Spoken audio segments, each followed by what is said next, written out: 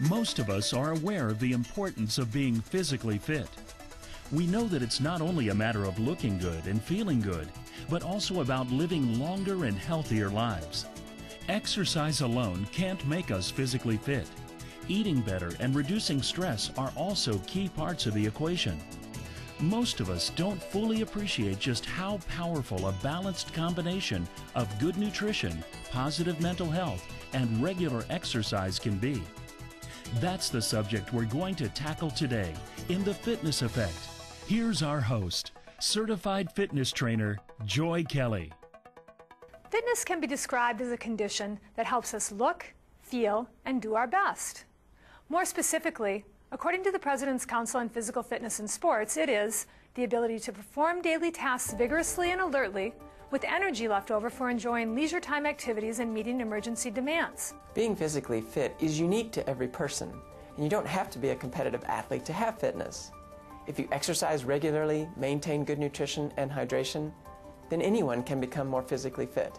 We live in a fast-paced world of pressure and convenience, and because of this, we make health choices that are compromised. We constantly put exercise at the bottom of our list of priorities. More than 70% of American adults don't get enough physical activity to provide health benefits.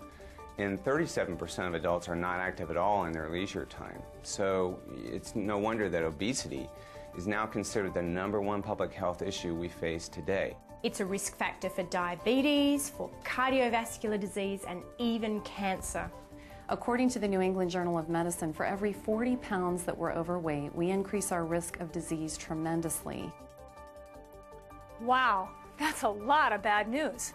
What can we do about it? Let's write a fitness prescription by looking at 5 areas: exercise, stress reduction, water intake, diet, and supplementation. The first component of our fitness prescription is exercise. There are many remarkable changes in our physiology that occur when we exercise. Regular exercise makes the heart and lungs stronger and more efficient in delivering oxygen to our body. It's also been shown that the tiny blood vessels in our body called capillaries also increase in size and number and are better able to deliver oxygen and other nutrients more effectively. A study at the University of Pisa found that active seniors with an average age of 66 who are running and cycling have blood vessels as healthy as 20-year-olds. Daily exercise can help prevent heart disease and stroke by strengthening your heart muscle, lowering your blood pressure, raising the good cholesterol HDL, and lowering the bad cholesterol LDL. Exercise also helps to build and maintain healthy bones and muscles and joints. Exercise can also lower levels of the stress hormone cortisol, improve insulin resistance, and stabilize our blood sugar. Research shows that even moderate amounts of aerobic exercise can have a significant impact on longevity. With proper exercise, older adults can become stronger and better able to move about without falling. Exercise has also been associated with a lower incidence of colon cancer. A decrease in breast cancer has also been linked to physical activity as well. Exercise, without a doubt, helps us to maintain a healthy weight. I see a difference in my body very quickly if I don't get to the gym. Exercise is the quickest way to increase your metabolic rate, to burn excess calories, and to get rid of that unwanted body fat. Regular exercise increases endurance, energy levels, and promotes lean muscle mass. Now, lean muscle mass is basically the sum of everything, your bones, organs, muscles, the sum of everything minus the fat. A good fitness goal is to decrease fat and build that lean mass. It's that lean mass that will preserve and protect you. If we were to design the perfect exercise program, it would include cardiovascular conditioning, strength training, balance and core strengthening, and stretching. Let's go over each briefly. So when we talk about cardiovascular conditioning, we're talking about things that elevate your heart rate. You want to do things like walking, swimming, running, getting on aerobic equipment at your gym. At the very least, every single person needs to be increasing incidental activity. Things like taking the stairs, parking your car at the back of the car park, or walking down to the corner store, not driving. And if you go by the 2005 USDA guidelines, we now know that you need to be doing at least 30 minutes a day, most days of the week, to be at lowest risk for heart disease, cancer, and stroke. The World Health Organization recommends at least 30 minutes of moderate activity most days of the week to prevent degenerative diseases. And if you want to lose weight, unfortunately, you've got to do cardiovascular conditioning 90 minutes most days of the week. Now, it doesn't matter what type you do, and you can also break these up into smaller segments. All of them combined will give you that total that you're looking for. Now, your program will not be complete unless you do some strength work. And if you're just trying to offset what happens as we age, you can strength train just 2 times a week, hitting each major muscle group just 1 time. It's that first set where you get the most benefit. 85% of the benefit is going to come in that first set. Of course, you're going to see muscular gains if you do more sets and more exercises, but just hitting each major muscle group 1 time twice a week will give you the muscle balance that you're looking for and the bone density strength. Women especially should include weight-bearing activity in their exercise to counter the effects of osteoporosis. Balance and core strength is something that Pilates and yoga have been looking at for a long time, but they're just becoming mainstream now. And we know that you can incorporate balance and core strengthening work into a strength training program with the help of a fitness professional. They can help you set up a program, they can help you learn the proper techniques, and you can use them also to get you into a regular routine. Any exercise regime should also include stretching to lengthen muscles and improve flexibility and to prevent injury. This also helps with activities of daily living as you get older. Stretching should be done almost every day. The best time to do this is at the end of the day when your body's all warmed up. Any physical activity we do on a daily basis or raising our heart rate is going to play a crucial role in terms of our overall health. Before starting on any type of an exercise program, it's important for a person to consult their physician to make sure it's safe for them to begin. Getting guidance and instruction on appropriate technique and types of exercises can also be accomplished with the help of a knowledgeable personal trainer. It's important, of course, to have a warm-up and warm-down that includes stretching. One problem is that many people try to make up for lost time or try to get in shape too quickly, which can cause an overuse injury. So make improvements gradually to allow the body to recover and build up for more exercise. The old saying of no pain, no gain is simply a myth that needs to be dispelled. Training for fitness doesn't mean that you have to experience pain to get results. While exercise brings about many physiological responses, the psychological and social benefits have also been thoroughly documented. Physical activity definitely clears your mind and keeps stress under control. It can be time out from the stressors of everyday life, and for many people, it can be a meditative experience.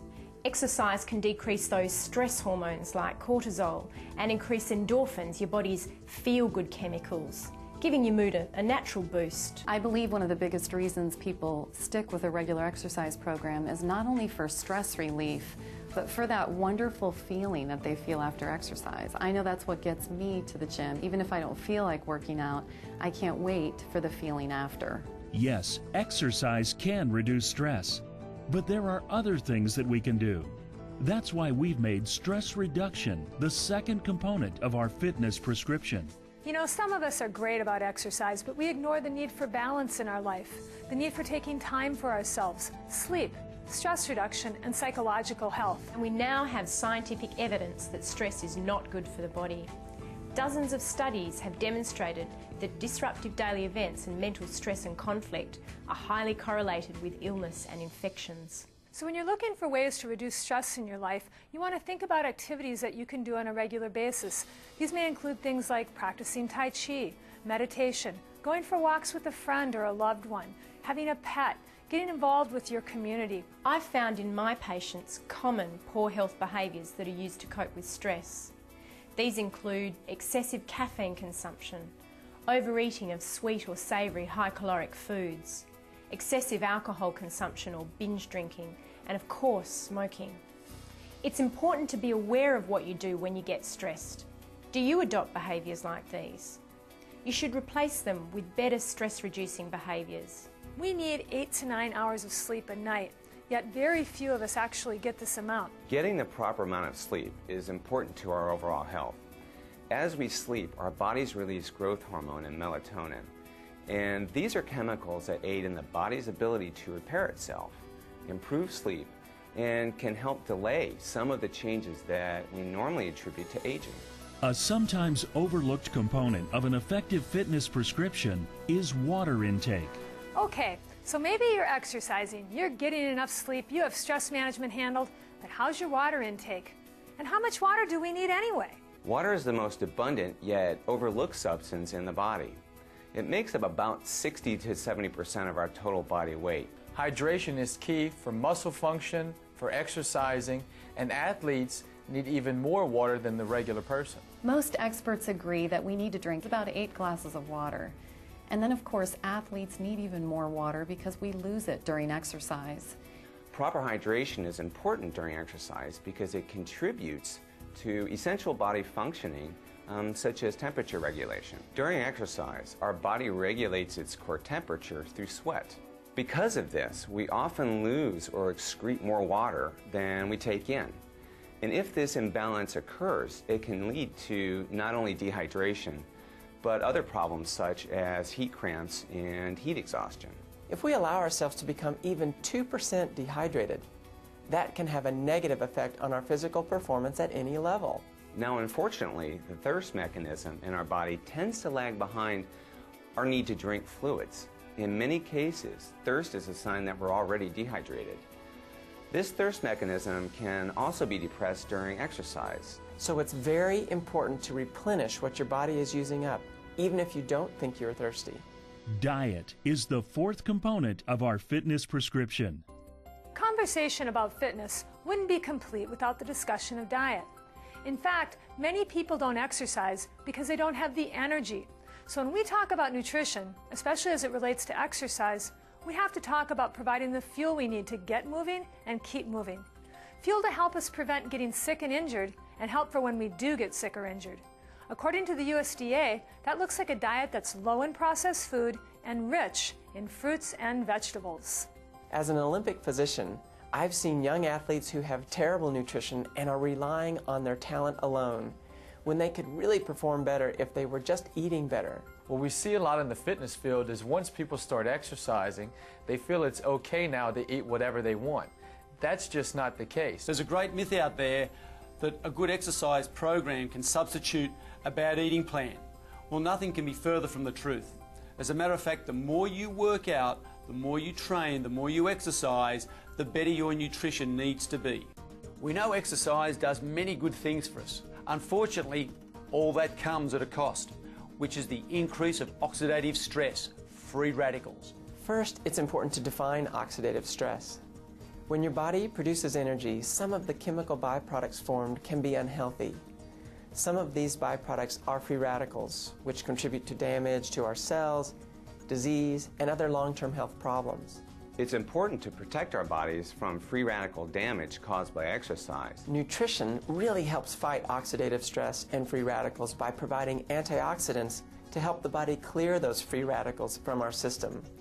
The most effective way to neutralize this damage is through the consumption of antioxidant-rich foods, specifically diets that are rich in colorful raw fruits and vegetables. These food groups contain powerful antioxidant substances called phytonutrients, or plant-based nutrition, that work synergistically or in harmony to combat the damaging effects of oxidative stress. Hippocrates said, "Let food be thy medicine," and he wasn't talking about the standard American diet. Our biggest lifestyle mistake is inactivity, and our biggest nutrition mistake is that we have moved away from a diet that we're genetically designed to eat, a diet based in whole foods. We have dozens of large population studies done on thousands of people throughout the world that now show that there's an inverse relationship between poor health and fruit and vegetable consumption. The more fruits and veggies you eat, the greater your protection from all causes of disease and the better your performance in work and play. Everywhere we look today, we're seeing the reinforcement that there's a huge relationship between nutrition and disease. And there are thousands of studies linking cancer, heart disease, diabetes, and even autoimmune disorders like chronic fatigue syndrome, lupus, rheumatoid arthritis, and they're all linked to poor nutrition. It comes down specifically to a lack of fruits and vegetables in the diet. The reality is that most of us don't eat enough fruits and vegetables every day consistently and with the variety we need, despite all the recommendations. Bottom line is nutrition is only as good as our execution. Closing the gap between what we know we should be doing and what we're doing improves our ability to get the job done. That brings us to the final component of our fitness prescription, supplementation. So clearly, the basic message is that the foundation of health and disease prevention is nutrition. And the foundation of nutrition is a diet rich in fruits and vegetables. So, because we don't eat enough fruits and vegetables, many of us turn to supplementation, and usually it's in the form of a vitamin pill. I think we can all agree that it would be fantastic if someone would come over to our house every day and cut up all these fruits and veggies. Because of the challenges of a busy lifestyle and the effects of modern conveniences, we either can't, won't, or just don't eat what we clearly know is best for us. Despite persistent educational efforts around the world, people are in fact eating less fresh, raw, ripe fruits and vegetables. That's why I'm glad there's Juice Plus, the next best thing to fruits and vegetables. Juice Plus is whole food nutrition in a capsule with 17 fruits, vegetables, and grains to help us get valuable nutrition from many powerful fruits and vegetables every day, in addition to eating as healthy as we can. Juice Plus is a whole food-based approach. It's a huge difference.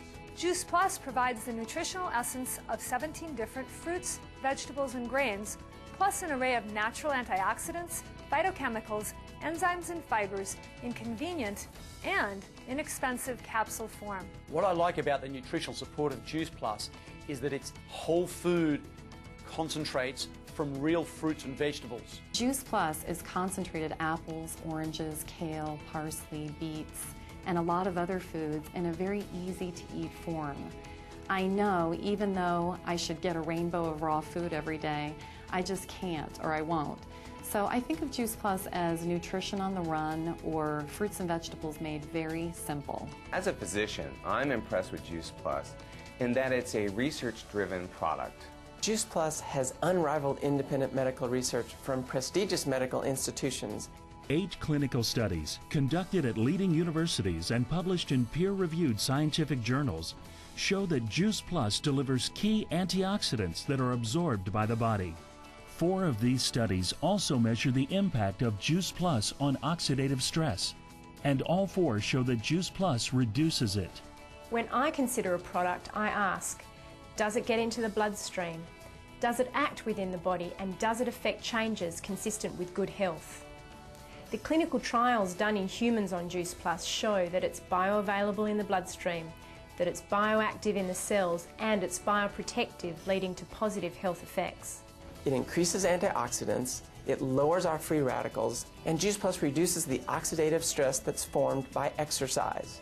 Regular exercise, less stress, lots of water, a healthy diet rich in fruits and vegetables, and Juice Plus. That's a fitness prescription that anyone can follow. The best investment anyone can make is to invest in their own health. Manage your health and you will manage your life. You've got to believe that you can do it. And most importantly, start today. The best prescription you can give yourself is a prescription of exercise, proper nutrition, and Juice Plus.